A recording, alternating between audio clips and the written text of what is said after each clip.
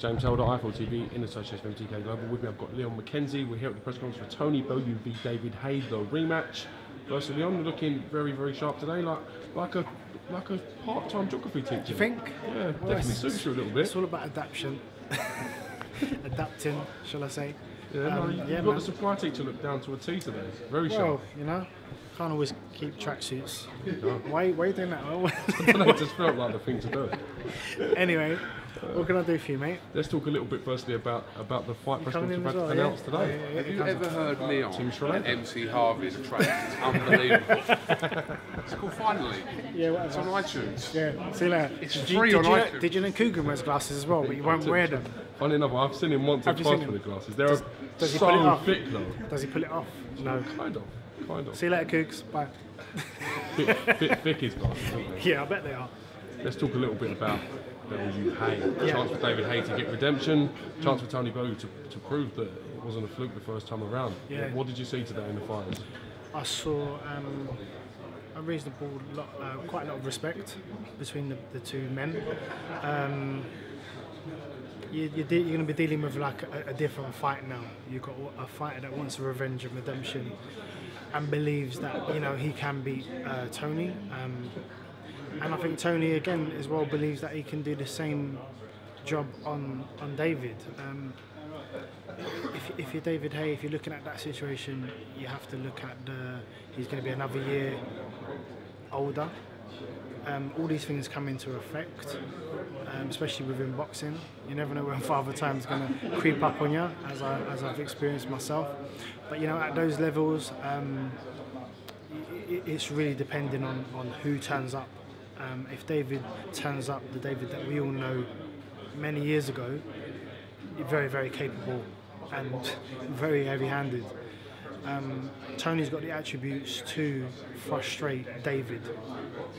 From a boxing point of view, it can make him miss, and just frustrate David to the point of like where he gets into kind of that gassy, starting to feel a bit tired, kind of, because obviously David loads up with everything he does. So you know you're going to be, you know, there's that energy that he's going to release, and that's when you get tired quicker when you know, load up with everything punch-wise. So I think it'd be a very interesting fight, but I'm not too sure it's going to go the distance again. The bookies have got David Haye as a favourite coming into this. Do you think that's right or wrong after the performance first time round? I don't think you can write off.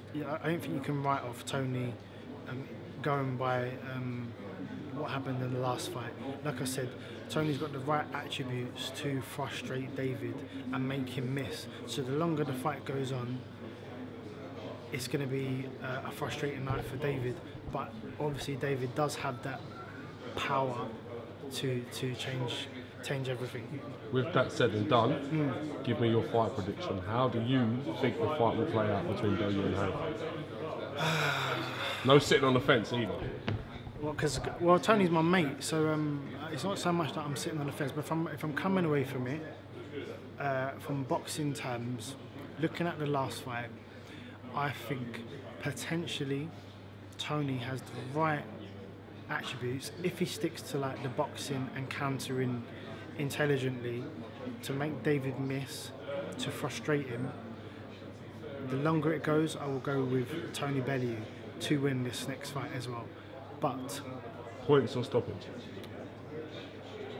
I would say stoppage, because no, actually no, I'm going to change that. I will go points because stoppage, it didn't likely the last fight. Although Tony showed like some power, I don't think there was a stoppage in sign.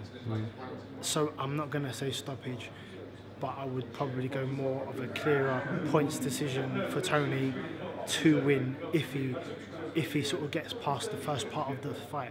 If he doesn't get past the first half, then I think David Haye has that power to end the night. All right, Dwayne. I mean, Leon, great to get you on the channel. Whatever, mate. You do look a little bit like Dwayne. Whatever, mate. No, I don't. Maybe like his older brother or that's something. Yeah, whatever. Yeah, right. He's doing his thing. Everyone's doing their thing. Like I say, everything's productive at the moment.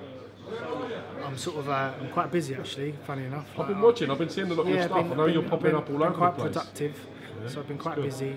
But yeah, is there anything you can sort of tell us with the sort of the mental health work you've been doing away from boxing? Yeah. I mean, listen, I'm filming a very important, massive documentary with my film company at the moment. Basically, it's about my journey, and I'm incorporating mental health into that. Is Frank Bruno in it as well? Did Sorry? I see a clip of Frank Bruno in the documentary? Yeah, that's right. So I'm incorporating mental health issues into it. So I'm getting into and interviewing other sports stars who may have had experience or may know of the experiences that they've had within mental health issues, and I'm getting right deep into the real core of why sports athletes suffer so much within the industries that we're all in. So obviously I've done Frank Bruno, I've done Kelly Holmes the other day, which she was truly amazing, and there's some amazing stuff that is coming from her in this documentary, and we've got a few more names to attach to that. So it's just all about being productive, and like I say, the main thing for me is it's not so much about Leon McKenzie, it's about raising awareness and giving people an understanding of mental health rather than just kind of like, okay, listen to this. It's people that don't understand, it's giving them an understanding to maybe say, okay, you know what, fine, I'm starting to get it now. And what I've seen and what I've been watching is very relevant and very helpful for a lot of people in the public eye who may not have the sort of the Jacobs to come forward and speak up in some of the situations they're facing. So yeah, and that's the true issue of why I'm doing what I'm doing, because I know there's many athletes that don't actually speak, Jay. So if we can get oh my day, I'm talking about something serious and you're bringing up my son. Right, on that note, hold on, listen. Allow me, innit?